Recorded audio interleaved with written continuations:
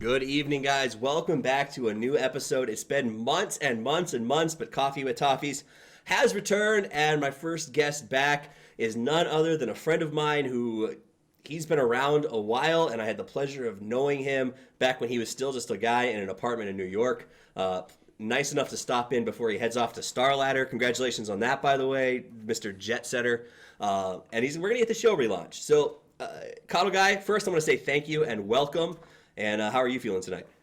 Feeling great. It's an absolute pleasure, Toffees. I know that I have unfortunately been dodging and putting you off a bit. It was not my intention, but because of other plans and obviously traveling around a bit, it had to prolong this visit. But I'm happy to finally be here, man. How you doing? I'm good. I totally understand, and it just probably will not stop me from hitting you up for other shows on a regular basis. Fair enough. For those of you guys who don't know and haven't seen Coffee with Toffees in a while, long story short, I produce a show called True Sight on the Daily Dot now. That's what I've been spending most of my time interview-wise. I help them set up questions, book guests, basically producer role behind the scenes. I'm actually really enjoying it. It's been a lot of fun. I think it's a niche that my background in television and theater production has really geared me up for, so I'm glad to be doing that. But I miss doing this. I miss sitting down, talking candidly, having guests stop by. So I'm going to re-roll Coffee with Toffees, and we're going to do it casually. It's going to literally be built around the idea of just sitting, having a cup of coffee with somebody who works in the scene with us, friends, pros, content creators, anybody really, to be completely honest with you, and just get to know them, get to know what they do, and get to kind of have an experience outside of the typical what's the metagame, who's your favorite hero, questions that we see so gosh darn often. So that's the theory behind the show. If you don't like it, you can suck on it. Or make suggestions for improvement. But, at the end of the day, I think this is going to be a lot of fun. So that said, this is KoTLGuy. Those of you who may not know his real name, he's not just a man. Well, you don't dress up anymore, but he is Dakota Cox, started out from the bottom and worked his way up. You're one of my favorite stories because you're one of those guys who came in after that initial group of casters, right? Where Toby and Capitalist and a lot of these guys sort of found themselves casting. Toby literally says he stumbled onto Dota 2. He wanted to cast something else and sort of found himself in a tournament with the option. You're one of the first of these grinders who worked their way up, who came through the 82L, who came through the NEL, and got to the point that you're at. So, I think it's you. When you look at like you and OD Pixel, it's really exciting for people who are out there that are trying to make it in esports because we see guys who get consistent work, and that's cool. And mostly I just want to say kudos to you on sort of living out that dream and getting to do it. But before we talk about any of that stuff, let's go back a little bit. I want to talk about who Dakota Cox is. I know that you were an actor, a dancer. You did all this stuff in New York before you ever became a caster. In fact, I think I read it on a post in NA Dota back in 2015 that you had been working in the hospitality business and working to find gigs for like 7 years before you signed with BTS. Oh, yeah. Tell me a little bit about your time in New York, what prompted your move there, and just sort of the life of an actor out there. So I'll probably have to take it back a bit earlier than that to give the reason why I went to New York. Yeah, I obviously was an actor and a dancer performer for the mass majority of my life. I mean, that was the first thing I wanted to do. I think just when I was young, I really liked watching Michael Jackson, and my mom had the Thriller tape, and I would watch it a ton, and just seeing the Thriller dance and everyone dance together in rhythm, I was just so drawn to that eventually my mom put my sister in dance class, and I was like, I want to dance too. And I probably was like, I want to dance like Michael Jackson, or I just want to perform. And this was when I was 6 or 7 years old, and I did competition dance, some of the most humiliating looking stuff from the outside. If I was just I used to dance and I put in an old competition tape, I'd probably be laughed at. But I grinded that for 10 years, wearing the sequence vests and performing with the girls. And yeah, just I'm the only one male there, the Great White Buffalo, a straight male dancer. Are you kidding me? You'd think life was great, but even then it was I got picked on at school, and I was a nerd, and I played games, and probably my first real gaming love was Warcraft 3, which led into Dota, but performing and acting and dancing, and I got into high school and went right into drama, applied all my dancing skills to put with theater skills, got some acting chops a little bit, doing some classes, Nice. singing. Yeah, So but was it a big school, a small, like what kind of? You say it was you and all the girls. Was it like a suburban or a rural school, or was this like in a big city where it's surprising that it was you by yourself? very suburban, just like you'd Okay. see off one of those terrible dancer mom shows. They bring their kids in and they're watching from the outside. My mom wasn't like watching me from the outside or anything, but she was very proud of what I was doing. That's cool. So she was just like super happy for me. But obviously, then you like go to school and no one really knows. Like everyone's like, I'm gonna go play basketball. I'm gonna play baseball, and I'm like, I'm gonna go tap dance. See you later.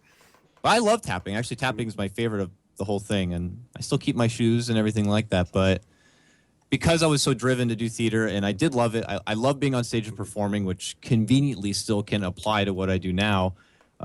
You're not going to go anywhere far if you're doing like theater and dance if you're not going to New York. So conveniently happened to make the move. I had some family in New York, grandparents and stuff. So just moved out there, started in Long Island. And all the meanwhile, because that kind of dancing and stuff is not making you money in any sort of way. You can get first place in a trophy, which is cool, but you're not getting any money. So yeah, I did hospitality and it was the worst shit ever. It's just Amen to that, brother. You've done it too? Yeah. Serving, Yeah, busing, hosting. I've done it all. I hate it. I moved to after college. I got my degree in theater arts, and I moved to Chicago and studied at the Improv Olympic and waited tables there for 2 or 3 years, trying to make a breakthrough as an improv actor. Yeah. And I mean, same ball game. Totally understand where you're coming from. Waiting tables is like a rite of passage and a personal hell that you sort of live in. But it's the only job where you can like get someone to cover a shift to go to an audition. Or pick up a show and disappear for 3 months. With scheduling. So yeah, I have an audition tomorrow. Can you cover my shift? That's great. Let's go. You don't even have to really involve like the upper management too much. Some places you did. And if you needed money, I mean, it was just usually cash tips the day after or day of, depending on the place.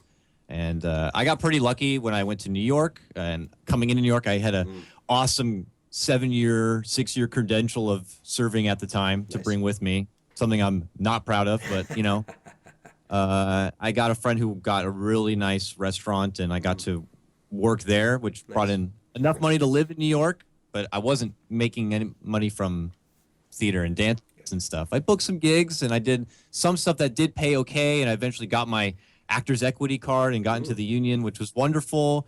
And, I don't want to ramble on about that kind of stuff, but it will allow you to be able to be first seen in auditions, and obviously they have to meet certain credentials, kind of stuff that people want out of their casters union now. So yeah, it's interesting you bring that up though, because and for those of you who may not have experienced equity or Screen Actors Guild, one of the most difficult things about it is New York, Chicago, California. It works because you can find enough places to get equity points while still sometimes getting paid. But everywhere else in the country, it's very difficult to get those equity points. Do you think that if a casters union is formed and they use that sort of equity model, that could cause an even higher level of entry for these amateur casters and people trying to make it in the business? So crazy. I never even thought of, what if they did like a point system like they did in that? I don't know.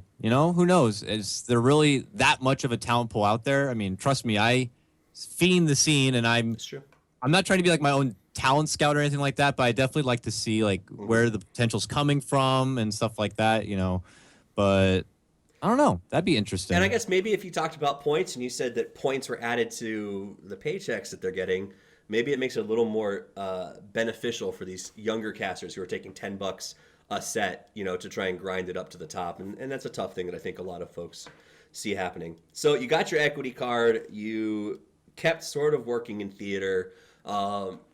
How did that transition, what was the transition that then sort of got you into this casting gig? Well, I continued to be a gamer also on the side. Like my hobby was just gaming. I'm, not big to go out and play a lot of sports or stuff like that. So it was a juggle between working at a restaurant, trying to go to some occasional auditions, and then I would Dota afterward. And always play Dota.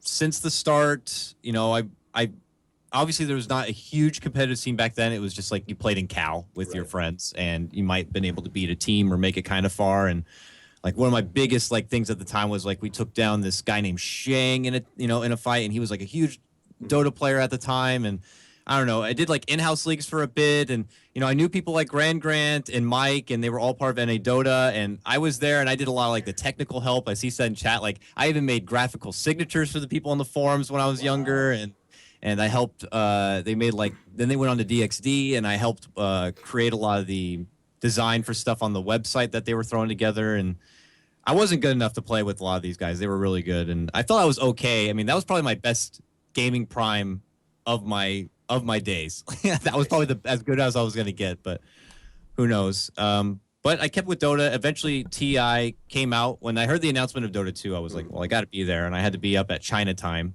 So I was up, 2 in the morning, 3 in the morning, whatever, to watch it, and that's when I got my first experience with Toby, and then like after finally, and I would watch him every year, and I would maybe do my own little thing, and I was also playing Han at the time. But when it came around to TI3, like that was the show, and I watched it. And when you see like the casters get into it, you can see like, oh, there's a theatrical aspect there. And I love this game, and God, that would be awesome to do. I don't know. It just like it happened to work out. I did this like mini stint with a Warner Brother company that wanted to promote Lord of the Rings and their MOBA.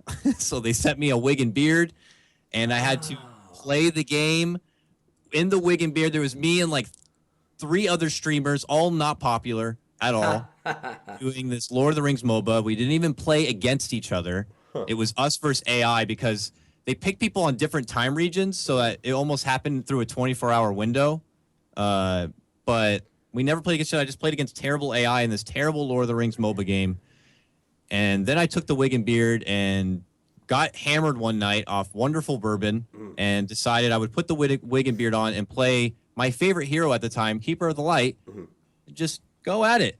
And I shamelessly even posted it myself in Reddit, just like, hey, I'm playing KoTL. I'm dressed as KoTL. Come hang out. Let's have a good time.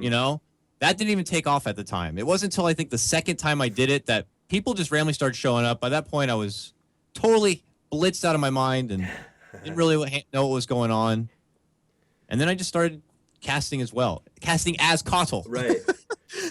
So we'll get to a couple of things with the KoTLGuy. When I started casting, I remember meeting you, and my friends who played sort of watched a lot of 82L, and they said, have you seen this guy, KoTLGuy? He casts as KoTLGuy and has like a weird soundboard, and it's just crazy. And I think you had this thing going for you when you started out, and then as you got bigger and bigger, like the KoTLGuy casting disappeared and became, what you do now. Was that a necessary transition for professionalism, or do you really just prefer doing it this way? Oh, sorry, Toffees. Oh, God damn it.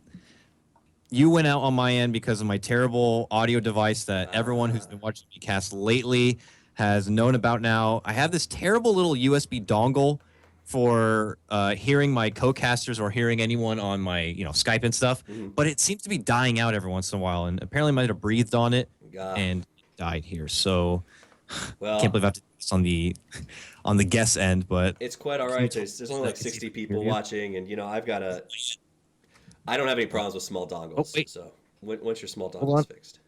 Hello? Yep, I can hear you. I got you now. I'm so sorry about that. It's embarrassing. And so I was just asking about the soundboard and the KoTL casting, and sort of what was the impetus for transition from that sort of, which really was sort of you having fun casting, to not using the soundboard, going more professional, and doing what you do now, which I think has evolved a lot.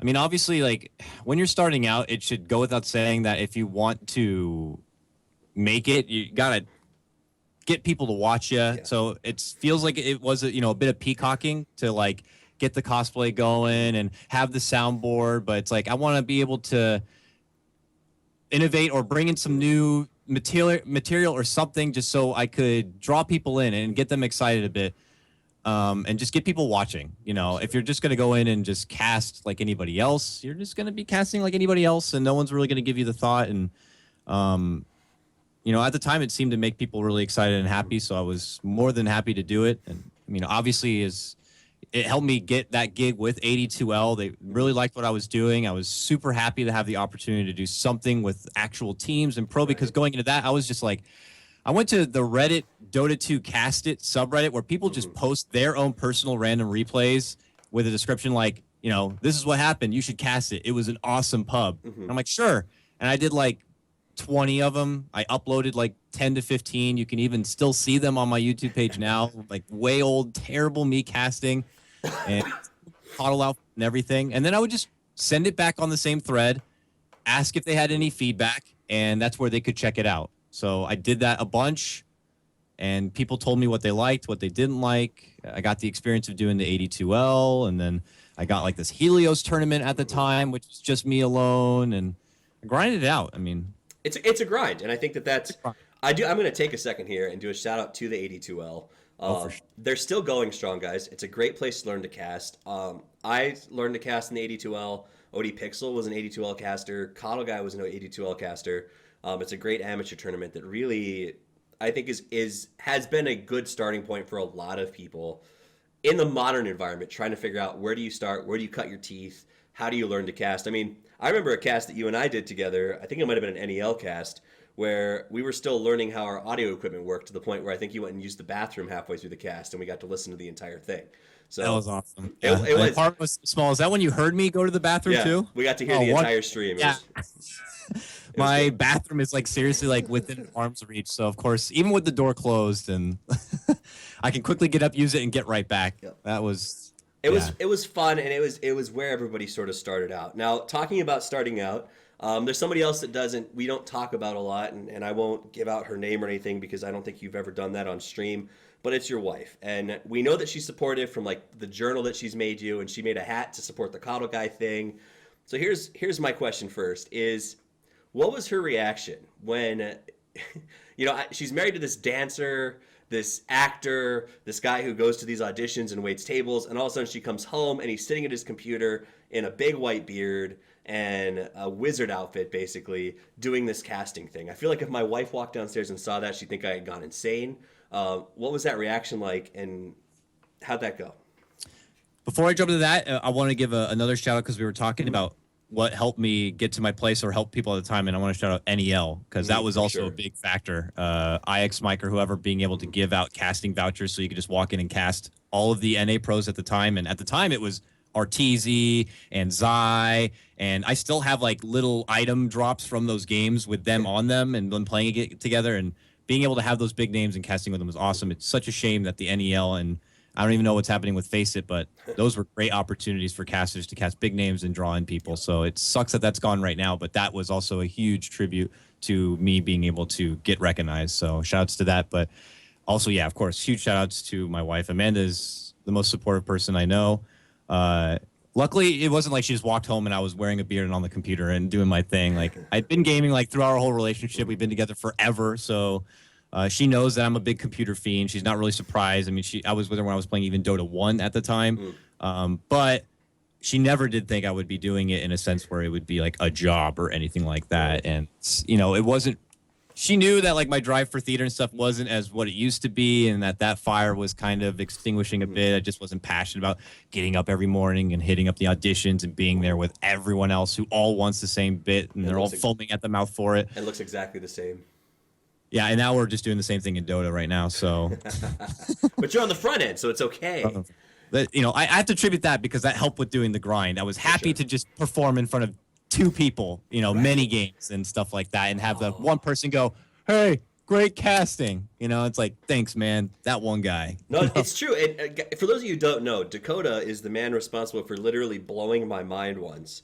It was at Summit 3, and we were sitting on a patio after I had done sort of a house tour, and you'd been casting for the day. And I went, man, that was a lot of people watching. And you just looked at me and said, think about that.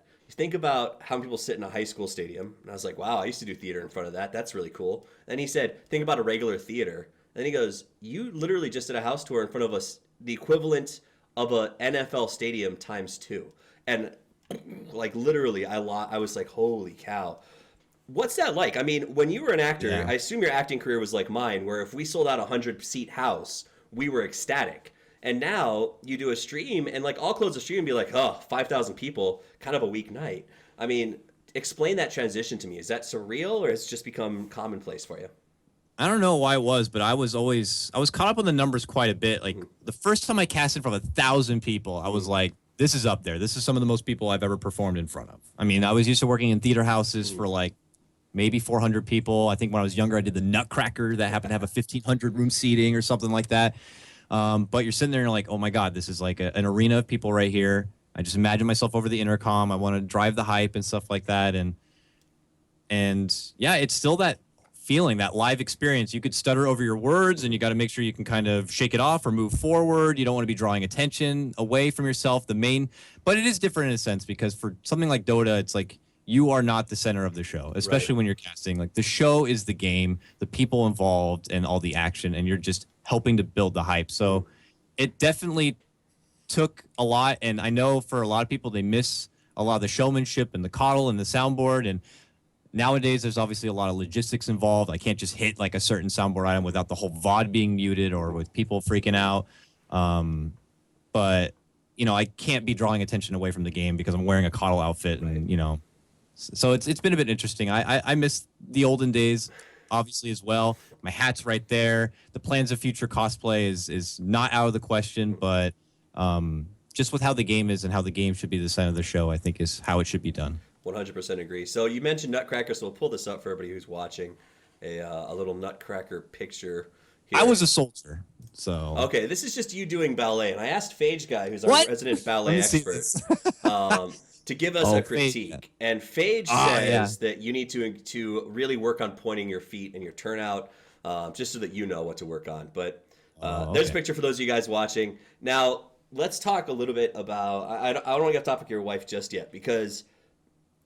From what I understand, and my wife would murder me if I pitched her this idea, she was cool with you packing up and moving to BTS for almost an entire year, where you guys lived across the country from each other, and now she's living in California with you. So she has been so supportive, and I'm assuming, that she not only was willing to live apart from you in a city that is very difficult to, I think, feel comfortable surviving alone, but then move across the country and sort of start again. And that I think, if nothing else, deserves rounds of applause and appreciation from a lot of people. She's an all-star. I mean, when we first met, she was just a dancer. She didn't care for much musical theater. She saw me in my, the first show she saw me in was Thoroughly Modern Millie. And that was at a playhouse in Northern California that was giving me my equity points at the time.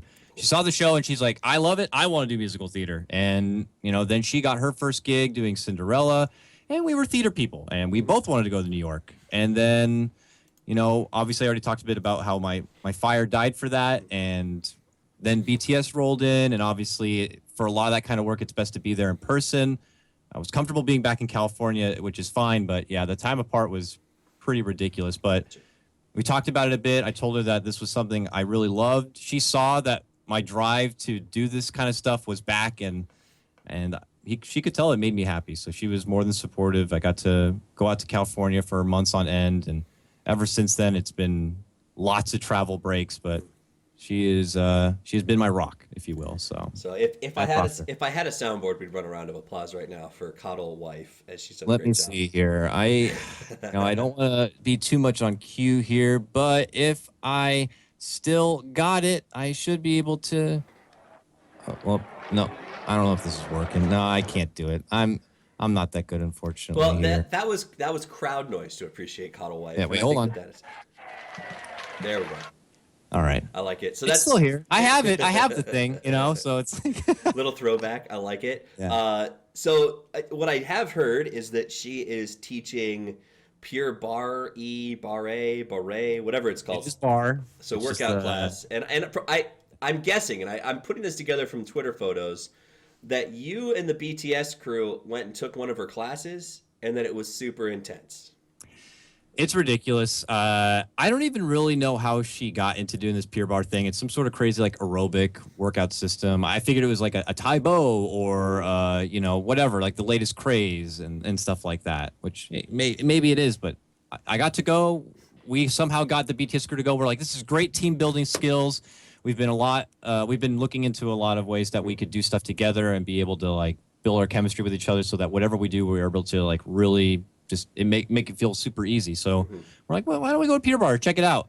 Yeah, it was ridiculous. It was out of control. I'm pretty out of shape as it is. You know, when you're doing commentary, it's not like I have to run a lap every day to cast, but we went there and I don't know. It was pretty embarrassing. I'm glad it's not something we live stream, Right. but it was an ass kicker, and we had a lot of fun with it. So, and it was a good experience for us. We plan on possibly doing more in the future, but we'll see. That sounds fun. And you know what? We'll slide a plug in here. Next time I'm in LA, let's do a improv team building workshop. That's how I paid my bills for like 3 years after I got through the IO. I think that's pretty much what all improvers do. Is we get out, we realize there's no work for improvers, and we launch some sort of team building improv training program Nice. of some sort. So always a lot of fun. You got Coddle Dog recently added to the family. Coddle Pup is incredibly cute. I think I pulled up a picture here so you can see Coddle Dog. For those of you who haven't seen Barry, Coddle Dog. my little Barry boy. So we had to make a compromise because I wanted a dog. Like I wanted a big dog. I'm a big dog kind of a guy. I'm like, my dream dog would have been like, oh, a German Shepherd, a Husky, or maybe a German Shepherd Husky, you know? Yeah. Like a big boy dog. But she suffers from a serious amount of allergies. Ooh. So now we have to have the poodle involved. So we settled with a Labradoodle, and I'm really glad we did. The dog is amazing. Like he is a real smartass, that's for sure. Like, but he's also a baby. I've never raised a puppy from the puppy stage. Like the animals that I grew up with in my house were either rescued or brought in, and my family house is a zoo, so I've been used to being around animals. Right now at my parents' place, they got like 2 dogs, 5 cats, and 3 birds. It's ridiculous. Somehow still smells pretty good, but That's my it's boy. just crazy. So for this dog, I've never had it since a puppy. It's a baby, man. You have to watch it all the time like a hawk. It's waking up in the middle of the night. It's shitting on the carpet. It's barking all the time. And I think we made out pretty lucky, though. He hasn't been too terrible, but there's still plenty of moments where I kind of want to just, rip my hair out. So it sounds like raising a baby, which is It is. which is an intense experience. I can say the least about.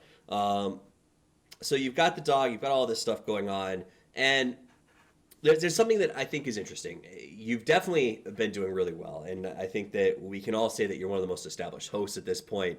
Stage hosting, particularly, has been phenomenal. You've really grown in that and bring a dynamic to the stage that's a lot of fun. Before we talk about hosting stuff and experiences that you've had, I do want to ask you about BTS. And you wrote on an NA Dota forum, I think that it was funny. It wasn't funny, it was sad. But the second that you said, I'm going to BTS, there was a giant post on the NA Dota that was like, I think it was called Omega Sellout or something like that was the actual title, about how he sold out. He sold High Ground TV up the river. HGTV was just getting started. And you put up a post that I thought was probably one of the better ones that I've seen, which was like, listen, I'm 30, I'm married, I'm tired of trying to book acting work. This is a full-time position with decent pay that lets me do what I love. And it sounded like HGTV and Greg and Mott and those guys were really supportive of that process.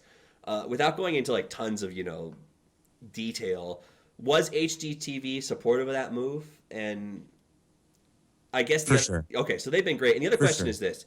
When I've talked to other BTS, Zyori left BTS about a year ago and said he felt like it wasn't something that he could do full-time anymore, that he had other opportunities he wanted to pursue. What about BTS has made you comfortable and excited about sort of staying there, despite the fact that maybe you're not making money hand over fist? And if you are, you can correct me, but I'm assuming esports is still a tough market, as it was a year ago. Well, what initially made BTS very appealing and happened to work out nicely was just it happened to be back in California. Ultimately, our plan was always to end up back in California because that's where our families are. So it's like, okay, this is going the right direction. We're only going to be South California. And, we get to go back to cheaper rent and bigger spaces. That's the dream. So we got there and just the Davids have always been super nice. I mean, it wasn't like my first time just working with BTS. My first experience working with and meeting them was at the TI4 hub. They invited me out. They really didn't know me at all. I can't give enough props to the guys at BTS. I mean, Parker was actually the first person to cast with me of the group, and he didn't even know anything about me at the time. He's just like, this is some random KoTLGuy. Apparently there's some sort of mild hype about him, so I need a co-caster, whatever. I'll reach out to him. And I'm like, hell yeah, I'll take this. So I jumped in and did it, and I guess he was happy enough with it that he just gave me another opportunity. And then they needed hands on deck for the help with the hub. I went out there. That's the first time I met everyone in person. No one even knew who I looked like at the time because I was wearing the KoTL outfit so much, or just not having a camera at all. And like I said before, I didn't think it really mattered too much. It shouldn't really matter too much about me, but more about the game. And but it was a crazy experience. And every time I worked with them, it was great. They were super nice. They were very courteous to see how I felt with it. And then when it started coming down to making the move and working full time, they knew my situation. I told them what my situation was. This is where I am right now. I have this lease. I have my wife. She has this job. For us to make this kind of move where we're picking up our lives and changing things over, got to make sure it's going to be working out. And they've been amazing and making me feel very comfortable. And they've been a great team to work with. I feel very confident in the work that we can put out together and the work that we're going to continue to do together and everything like that. So it's been a nice fit. And to go back, also props to, Greg and Mott, some of my favorite people on earth. And I loved our idea to do High Ground TV. And, more people out there should be looking to make their own High Ground TV. At the time, it was just like, hey, listen, there's a monopoly where BTS and Join Dota have everything. How are we going to get to cast something? What do we need to do? And that's how that started. So, and I'm sure there's people out there who feel the same way right now. There is. I think it's a lot harder now than it was a year ago in some ways to get that traction. I think Moonduck is sort of showing that in the sense that they've booked a couple of tournaments, but they're not getting the same jobs that a lot of people might have expected at this point. That said, it worked out. Greg played the long con, right? He got you in, and then a year later, now he's working for BTS, so it sort of worked out. Yeah, we got the bad. Yeah, I got out and away from Greg, and then somehow, some way, BTS decided that Greg was going to be a good fit for BTS, and now I'm stuck with him again. So just when you think you're out, he pulls you back in. So that's the last thing I want to talk about, because we're pretty much out of time at this point, is Shanghai Majors. And I'm not going to ask you about 2GD and the firing and all of that stuff. But what I do want to talk about is you have some hosting experience at this point. You've done some desk hosting. But in the interview I did with Red Eye, he talked about the months and the hours upon hours upon hours that he preps to do a host gig. And he said, if it goes great, I use 10 to 20% of the material I prepared. If it goes really badly, I use 60 to 70, and pray to God I don't need the last 30%. This is not a direct quote, but this is, a rough approximation. That was like a year ago we did the interview. So the moral is, hosting takes prep. It's a bitch of a job if you guys don't know that. KoTL, you were basically turned into a host with a couple of hours of head notice. And I think, and I want to know, how did that go? How did that wear on you? Was it a really tough week? I mean, you seem like the kind of guy who's a perfectionist in a lot of ways. How do you deal with taking a host down without the preparation necessary? Oof. All right. So, obviously, if I'm set to host something, I care a lot about how it's going to look because it's my face on it, and I feel like it's like our team right here on the panel. And yeah, obviously going into Shanghai, I didn't really know. In fact, when I got my invite, I still didn't even know what I was doing at the time, if I was going to be casting or hosting or just doing interviews or anything at all. That was a whole other crazy involvement in itself that never really ever reached the surface. But eventually I found out what I was doing once I got there, which was, you're going to do some interviews. Me and Sheever. We're just going to kind of split it up. So I'm like, easy event. Right. Just doing interviews. And when the whole James thing went down, it was very sudden. It was pretty much just getting pulled outside, myself and Sheever, and then like, okay, so you two are going to host the event from now on. And we're just like, what? Excuse me? It's like, what? So, and Red Eye's right. I mean, if you're slated to do these jobs, you're hoping to get a big heads up notice because you want to be able to build up your show. You want to build up your panel. You want to build up your storylines. You want to be able to do your research. And because I didn't know what I was doing, I already happened to do some research. So it wasn't like I didn't know at all what was going on. That's but, good. Obviously those extra bits of material where you got that reserve little nest right here of material just in case there's delays, these kind of points you can make. Maybe you can go into this fun little segment if necessary. Yeah, I didn't have any of that. I was just like, I'll cast and work with what's in front of me. I try my best, but when you're working like the 12 to 13-hour days, you're trying to cram in some sleep, but somehow I was like, I went into this doing this vlog as well. And I'm like, I don't want to abandon the vlog. So I'm also editing footage at night and filming everything during the day while doing the long days of work and trying to somehow gather material for what I'm doing tomorrow and who I'm casting tomorrow. And it was the least ideal setup for a host. I would never wish that on any host ever. And, credit to Shiva also for having to put up with and go with it. I thought she did an awesome job. Yep. But that was obviously not ideal. And, it feels sad. I'm never going to be like, you want to see my hosting experience? Go check out the Shanghai Right. Major VOD. No, I will be like, don't go to that VOD at all. It's very unfortunate that things worked out the way they did. And to be honest, it sucked. I feel like every hosting opportunity I get, like something like that will happen or whatever. Had Nanyang before that. There was some crazy stuff that happened at Nanyang. I mean, casters were getting shocked by their headsets. Yeah. They were playing music during the games. It was just kind of like, oh, let's send it to the draft, and it'll be on me still. But that's just how it happens sometimes. And I figured that if I'm able to make it through all these crazy moments, and I'm obviously not going to turn down an opportunity like Right. jumping in at a host at the last second. It can only make those experiences where maybe one day they're like, you know what, you'll get to host this event or whatever, that I'll be ready to go.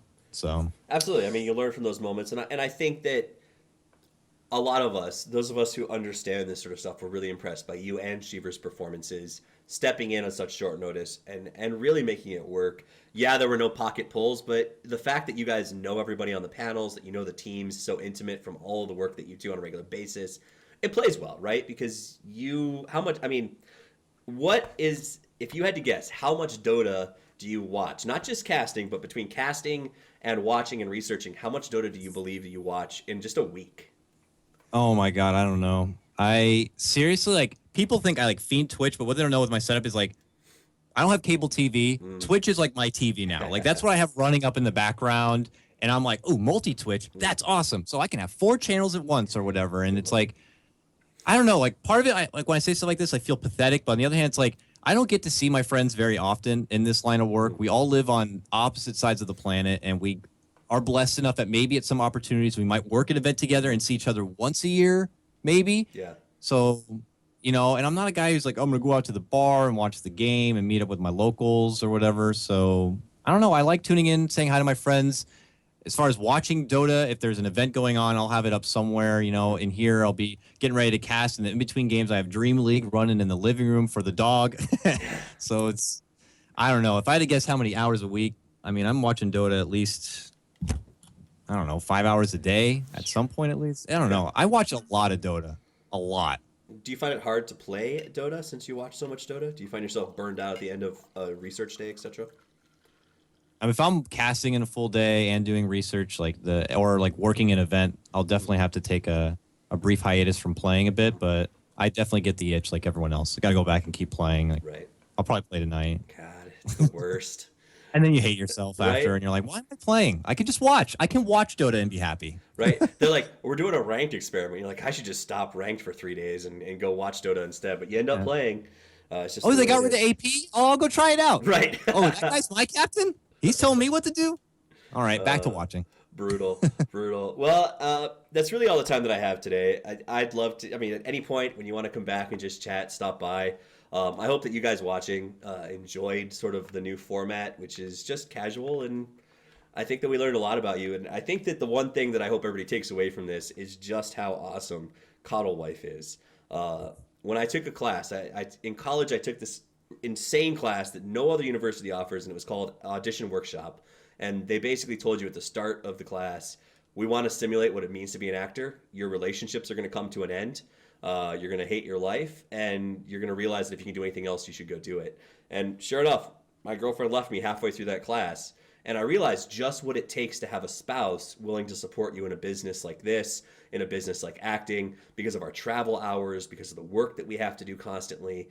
And it has to mean a lot to have somebody who's sort of that rock in your life that's that supportive. So that, to me, that's a huge takeaway, is muchas props to the wife, and now the dog, who she gets to watch on a regular gets to watch while you travel all over the country. You leave for Star Ladder Monday, is it? That's correct. Leave Monday to Kiev. It'll be my second time there. Last time I was there was for Star Ladder 10. Super stoked to go back, and I'm stoked about the people we're going to be working with. AC's back, so the That's hype, awesome. the golden pipe, like, I'm hyped up, like, for just hearing him.